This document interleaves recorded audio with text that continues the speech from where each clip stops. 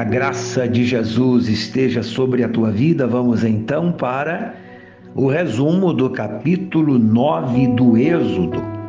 O capítulo 9 apresenta o relato da quinta, da sexta e da sétima praga. É interessante observar a graça de Deus já presente aqui no início do capítulo, quando Deus se revela como o Deus dos hebreus. O povo era ainda escravo, mas mesmo assim Deus se revela como o Deus deles, o Deus dos hebreus, o Deus deste povo que ainda é escravo. E aqui a gente vê a manifestação já da graça. Você se lembra do versículo? E ele nos amou, sendo ainda nós pecadores. Isto fala de graça. A quinta praga que vemos aqui no capítulo 9 é a mortandade entre os animais. O detalhe é ver que sobre a terra de Gósen, onde habitavam os filhos de Israel, os hebreus, e sobre os filhos de Israel, a praga não chegava. Esta praga certamente atingiu a crença em divindades muito populares no Egito Antigo. Tinha lá um deus chamado Apis, que era conhecido como Deus Sagrado de Mênfis, o Deus da fertilidade dos rebanhos. Onde estava este Deus quando os animais todos morrem? Tinha uma deusa lá chamada Hathor, que era a deusa vaca ou deusa celestial. E onde estava se todas as vacas morreram? E tinha ainda uma outra chamada Nut, algumas vezes também representada como uma vaca. Não puderam fazer nada.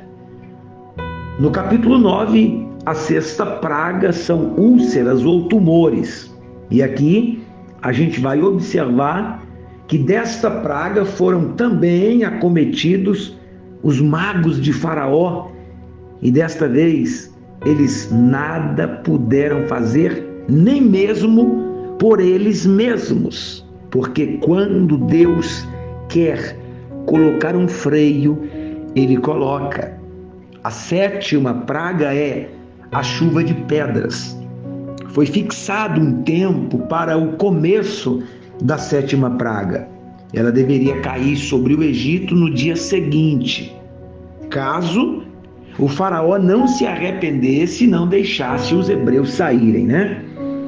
Esse período de tempo determinado testificaria ao rei que Yahvé é o único Senhor, o Criador da terra e dos céus, e que toda a natureza animada quer dizer que tem vida, ou ananimada, que quer dizer que não tem vida, que tudo isso, que toda a natureza, que todas as coisas estão sujeitas ao seu poder, ao poder de Deus. Estes elementos considerados pelos egípcios como deuses, longe de serem capazes de ajudá-los, estavam sob o controle do Deus de Israel, e ele, o Deus de Israel, usaria todos estes elementos como instrumentos para punir aqueles que o adoravam ou que adoravam estes elementos e não adoravam a Deus.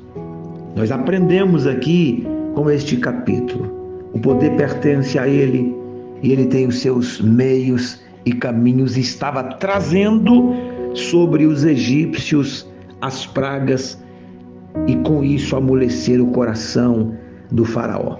Que Deus te abençoe no nome de Jesus.